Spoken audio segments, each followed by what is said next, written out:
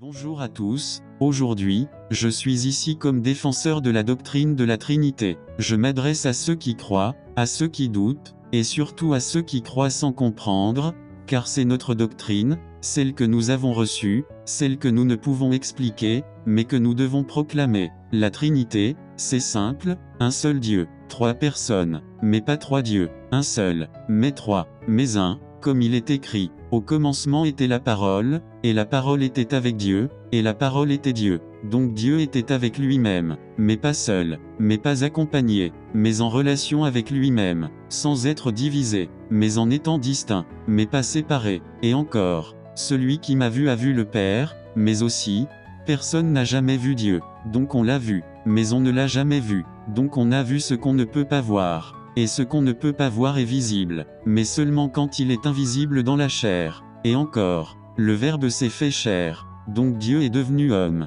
mais Dieu n'est pas homme, mais l'homme est Dieu, mais Dieu est esprit, donc l'esprit est devenu chair, mais la chair n'est pas esprit, mais l'esprit est chair, mais pas tout à fait. Et encore, Dieu est un Seigneur, mais aussi, baptisez-les au nom du Père, du Fils et de l'Esprit Saint, donc un seul Seigneur, mais trois noms, mais un seul nom, mais trois identités, mais une seule essence, mais trois fonctions, mais une seule volonté, mais trois volontés, mais une seule direction, mais trois directions qui convergent en une seule. Et quand Jésus prie, il dit, « Père, je te rends grâce ». Mais il est Dieu, donc il rend grâce à lui-même, mais pas exactement, il rend grâce à celui qu'il est sans être, et qui est en lui sans être lui, mais qui est lui, mais pas lui. Et quand il meurt, il dit, « Entre tes mains je remets mon esprit ». Mais son esprit est divin, et Dieu est un, donc il remet son esprit à Dieu, mais il est Dieu, donc il remet son esprit à lui-même, mais pas à lui-même, mais à Dieu, mais Dieu est lui,